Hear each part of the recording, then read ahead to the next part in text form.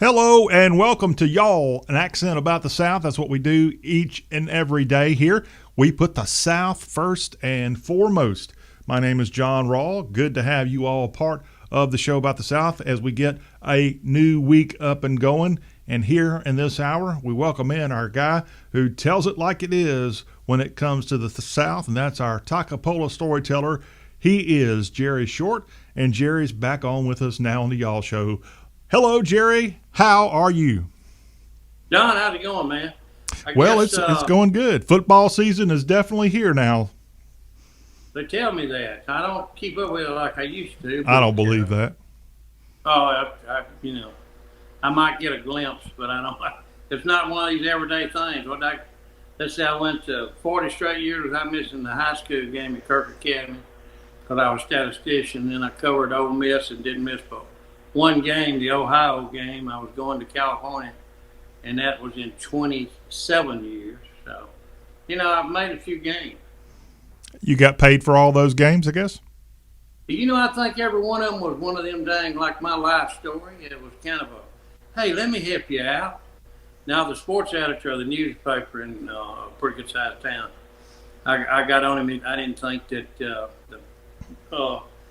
the number one universities that I thought in the state of Mississippi was getting enough coverage, and he said, all right, you go up there. I got you a pass waiting.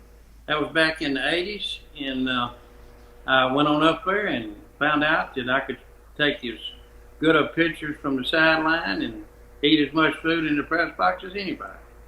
So I kept that racket going until they just took so much tradition away. I decided might as well take me away, since my first game was 1951 against Maryland, and Uncle carried me to that, and my daddy didn't like that. So I think if he was around now, he'd probably like that I'm not going to every game, or hardly any. Sure. Well, Jerry, I know you're a guy who's got a few times around the sun, if you will, and you're allowed to maybe have your taste change. You might not be into the football thing like you once were. So if you're not into football, what are you filling up your time with?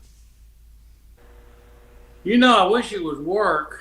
Turned down a few jobs on the road, but I hate to leave my wife. And I may end up down in Louisiana where the hurricane came through. I've been asked to go down there as a field monitor supervisor on cleanup where FEMA's involved, and they kind of audit the situation locally to make sure that FEMA is giving what they say they're going to pay for the cleanup. Yes. So I'm kind of thinking about that right now. It's open for another week or two. So, but I can still do the radio from down there in the swamp if I need to with you. So don't worry about it. I can kind of make my own time. Jerry, we've talked to you plenty of times about storms and such. It's been now more than a week since Ida did pass through South Louisiana. From your contacts in the Pelican State, what are you hearing? How bad was this one? Well, I don't think it's quite as bad in some places as it is in like Homer, which Homer's in Terrebonne Parish. And as a matter of fact, I had told, I had emailed them, some of my first wife's sister and her husband, and I had told them they could come. They were welcome to come stay at my house out on the farm, since I'm at the house I'm redoing in another town. So, but they text me back that they had generators, and he's a nurse practitioner, which in Homer, which at Terrebonne General, I believe is what they call that hospital. So I knew they would, might not could come because I'm sure he's needed where he is. But she's retired with children and of all grandkids, by the way, I guess by now some of them. So I invited them, but they thanked me and said that they were doing really good. And then I did get a message from another ex-brother-in-law and sister-in-law, and they said, what about us?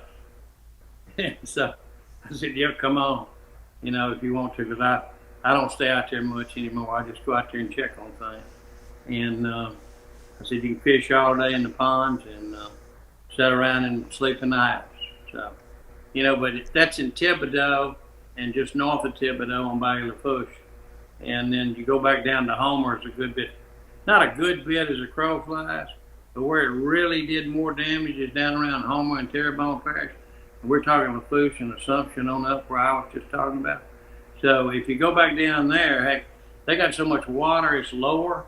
It's not that much above sea level where it comes into marshland as it comes off of the Gulf down around Morgan City and Homer. So, but the ground gets a little bit, elevation is probably, I bet it's 75 feet on up at Thibodeau, 60 or 70 maybe, where, some of New Orleans is -5. And the French Quarter is about sea level, I think. But, you get in that ninth ward down in New Orleans and you get into -5, it's kind of like a bowl down there. So they had a lot of flood damage. I have been offered a place over there also, but I've spent a lot of time in New Orleans, and I really, I don't know if it's safe to be over there or not. But well, Jerry, they got tremendous problems with electricity. That seems to be the biggest problem they got right now.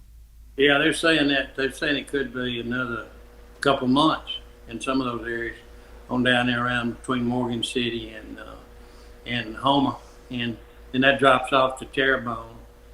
Parish drops on down to Montague, and that's where you go offshore, or they call it inshore offshore, and it's almost sea level right there. Texaco's got a lot of oil fields right through there, and it did a lot of damage in those oil fields, I understand, and it probably did a lot of damage also, and then they're probably going to have some pipeline situations down there also. So there's a good many things down that way that need somebody that's had a little experience. I've done this over in Florida, and I've done it in Mississippi, and I've done it in Texas. So I've got a little experience in that field. The company that I do that for is out of Houston, Texas. So anyway, I don't know if I am yet or not. I'm debating about it, but like somebody, I don't know, a pipeline friend. He's still pipelining up in Minnesota. And he was on his way down, and then he's got another job at Manassas, of all places, next week starting. But he had going back down to Covington, Louisiana, and Columbia, Mississippi, and he was going to head back up. He's now about 38, but he said, aren't you about 75? When I worked with him before, he said, aren't you getting a little old for some of this stuff that I was talking about? I need to get back on the pipeline, but. You miss those things. You really do, and you get used to those places. And I enjoy meeting people also, and you do meet a lot of people. It's like that boy. I hadn't talked to him. I don't think I've talked to him in 3 years. And you said he's about 38?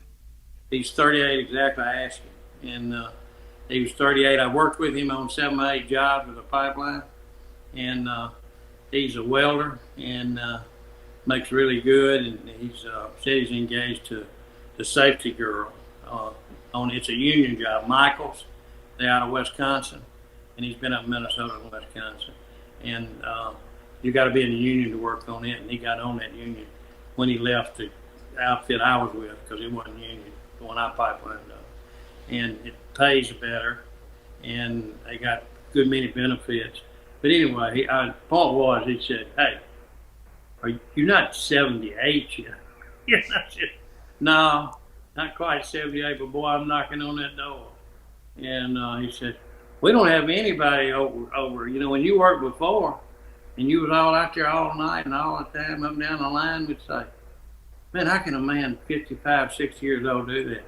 Well, heck, I was 68 and 70, 71 then, So, how do you do it? Are you on drugs? You're not talking about anybody in the government right now, are you? I'm talking about you. How do you stay awake like you did before all night doing security on pipelines? I grew up that way, and but now that I've been so lazy, and I've been around the house for a year or two without doing anything really, to mount anything, I'm getting where I need about 8-9 hours sleep a day, where I used to get by on 3 and 4. Probably my whole life, 3 and 4 hours is all I ever slept. In the military, you did that too. When I was special forces, we slept on the ground and moved all, you know, we moved all night and we slept during the day to hide out and stuff like that. So, I guess I've just done a lot of that kind of stuff. I even did it when I was a kid. I'd slip out my window of my family home, and, and I would slip out the window and meet a friend of mine, and then we would patrol the streets of that town that I lived in, not Toccopola at that time. But anyway, we didn't do any harm. We just patrolled, but we'd stay out to 1, 2, 3 o'clock, and then I'd come in and get up and I'd skip breakfast and go on to school. I would rather have that other 15, 20, 30 minutes of sleep that I lost that night. But, all those things are, in the past, they were good. But the older you get, and, I've talked to you about that blood vein in my head, that the doctor said it's just bad luck. And it leaks and it's not connected.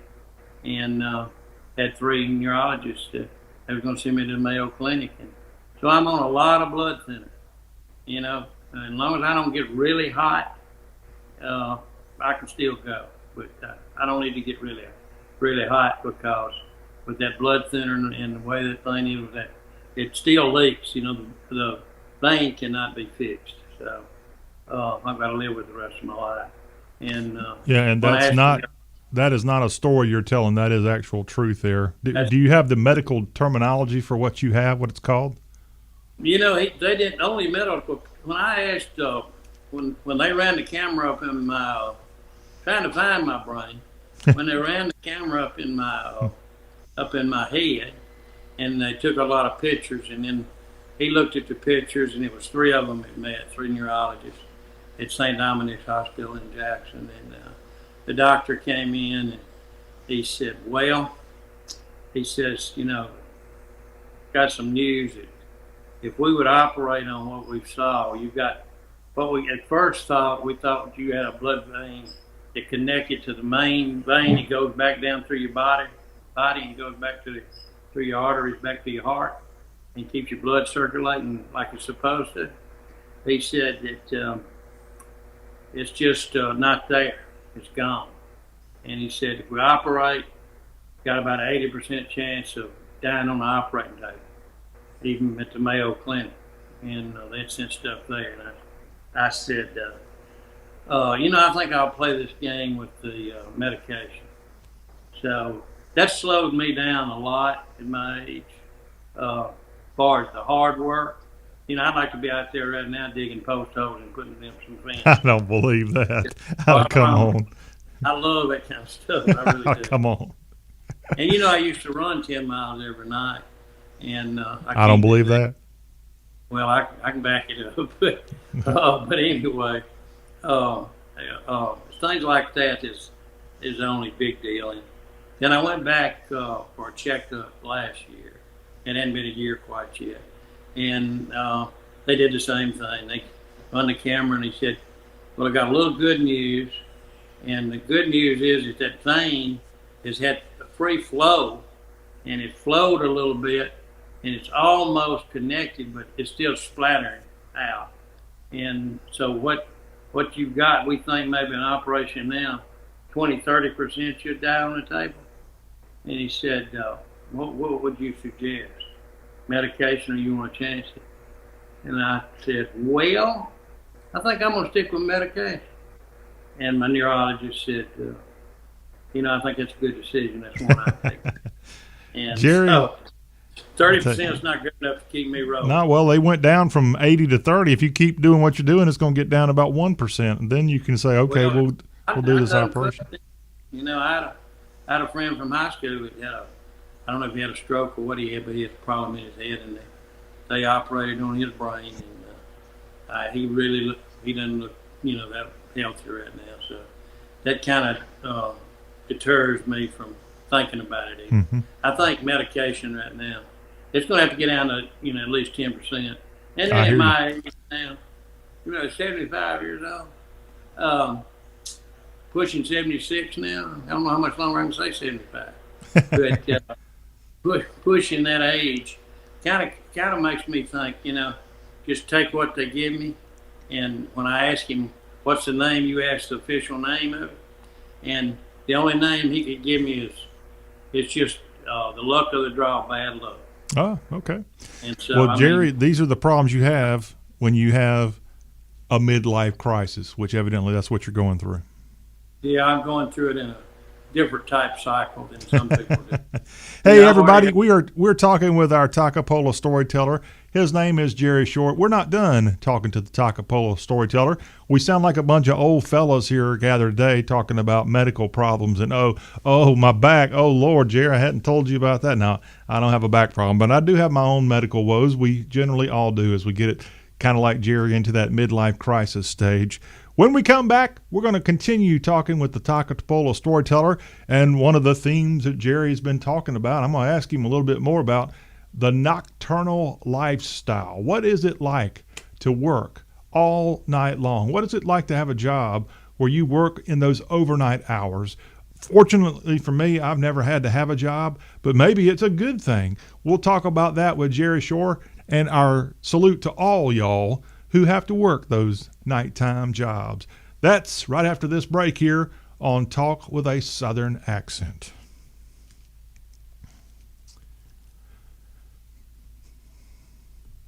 And we're back on Y'all. I'm Jon Rawl. We're continuing our discussion with the Toccopola storyteller, Jerry Short. And we are giving everybody out there right now a chance to say thank you to everybody else out there who works in those overnight jobs, the people who work until the sun comes up, essentially. And frankly, for me, I've had jobs where I've had to go in early in the pre-dawn hours, but I've never had to go in to work at, let's say, 7 o'clock at night and work till 7 in the morning, essentially convert your whole life to a nighttime working gig, sleep in the day. Jerry Short, our Toccopola storyteller, has had those kinds of jobs. So, Jerry, as we welcome you back into the Toccopola storytelling time of the Y'all Show, what is it really like to convert your whole mind, your warped mind in your case, to be a guy who surrenders so much of life to go work those nighttime jobs? Well, obviously, I never did that until later in life. And, I probably started on a pipeline running security on the border when I was, I guess I was 62 or 3 or 4 or 5. And when I worked for International Paper, I was in the woods all day and looking at timber or something, or in the office. And then I bought oil and mineral leases, and I was just going door to door trying to buy mineral leases from landowners. So, I didn't start that till later, but when I first started it, I did it because they called me, and a guy, I'd been in special forces, and I'd done a bunch of that crazy security stuff that he thought he needed out at Laredo. So they called me and asked me did I want to do that job at Laredo, and I was just going to do one job. And I said, yeah, it sounds like fun, because I would get kind of a rush when doing stuff like this. I know that sounds crazy. But so I said, is it pretty good? It got there's going to be some problems. They said, yeah, that's where we need you. And so I said, I'll be there. I'm on the way. And I'll be there tomorrow. Of course, I got out there and there wasn't any place to stay. So I didn't have any place to sleep. It was in a little old town.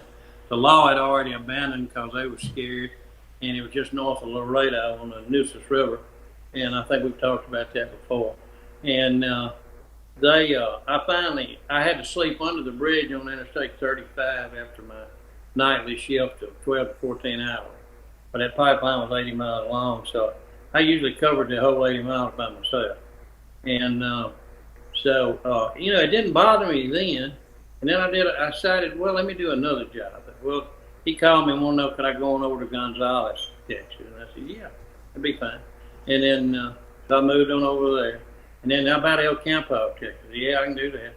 And so I just kept doing them, and went down to Galveston Island, and did one down at Texas City. And then we went to Oklahoma, and I just kept staying with it. And it got where it really never bothered me as far as the as far as the change of the habits of sleep. I didn't realize it had until I my latest encounter with marriage, it kind of hit on me that, hey, I'm not ready to go to bed and go to sleep at doggone 10, 11, 12 o'clock at night. I want to stay up to 1 or 2. And then, and normally I would be going to bed at 7 or 8 in the morning, and I would just lay down. And then I would automatically wake up at 11 or 12 and go eat lunch, and then back at work by 6 at night. So, all that routine, it became a routine, and it didn't get to me very much. But I tell you, I think to answer that question better than anybody could be my son. He works for a major paper company, newsprint company, and he's been doing it now for since college, since Ole Miss Day, since I guess '93 he started, or '92, and he really don't like it, and it makes him something. You can tell when he gets a little huffy sometime, And I talked to him today, and he was cutting his yard, but he was going into work tonight, and he was working for someone else. He likes to do that because there's extra money, so he'll just volunteer for somebody. But anyway, he was going into work tonight, and he wasn't going to work tomorrow, the next day. But then he was going to go in for 6 days. Then he was going to be off for 6 days. Then he was going to switch back at night for 6 days. So he's been doing that for that many years. We're going back to '93, so we're taking almost 30. What are we taking? 30 years, and hey, that's a long time. And I can tell it really. He don't like it. I mean, he's really waiting on retirement. He's going to retire. He said he was going to retire. He planned on retiring at 60, but it's all going to depend on what stock market I do it. I think it was 401k. But anyway, I can tell that it makes a big difference, that lifestyle, with him, more so than with me. My problem is, and I never have. I always stayed up and watched the news with my mother when I was a youngster, and we'd watch the news, and then it would be 10:30, and then we might talk till 11, and then I'd go on to my room, and then I might slip out the window and patrol the town for a couple hours. So, I kind of was used to all that. So it really never hit home with me. And when I left home, now I did have a job one time, and I didn't keep it very long. Kept it about 9 months. And it's when I got back out of the Army, a guy come and asked me. He said, before I got a reserve component, and he said, "Hey, I got a bread selling job for you." And that was like 4:30 in the morning, and I had 80 something stops on that route, and it was 6 days a week, and it went through the Mississippi Delta and back over to the college where Jerry Rice went to, University of Valley State, and then I'd come back home, and I wouldn't get back home. I'd have to stop and pick up money where I left maybe bread. I can remember the cost of it. A small loaf of bread, 18 cents. A Roman meal bread was 22 cents. And then we had little cupcakes, and we had donuts and stuff like that. So that really got to me. I'd fall asleep in the tub, and I don't think my wife appreciated that job at all. And it was all I could do. And so after about 6 or 7 months, I worked on that job maybe 8 months. I decided, I'd had enough of that kind of lifestyle. And I wasn't long after I did that they decided that 6 days a week was way too much for that kind of job. And they cut it to 5 days. They let you off on Wednesdays and Sunday. So the only time I ever saw the town I was living in, that was in the 60s, early, mid-60s. The only time I ever saw the town was on Sunday, because it was always dark when I was there and when I was leaving, and counting my bread and riding that bread truck. And that's pretty doggone hard work, too, I'm going to tell you. Anybody thinks it's not. And I had a lot of Chinese stores. And boy, around Christmas, I had them Christmas, and they loved to sell fruitcakes. And I had to make a special trip or two with a whole bread truck loaded with fruitcakes. And those punch boards that they'd use, Yeah. you punch a number out to them and see if you won. And they'd all take those Chinese stores would. So anyway, it just depends on what you're used to, I think, John. Yeah. And but it does take some adjustment, and it usually is. Your schedule is totally different from probably most of your family and friends, so it has to be a strain. Yeah, it was.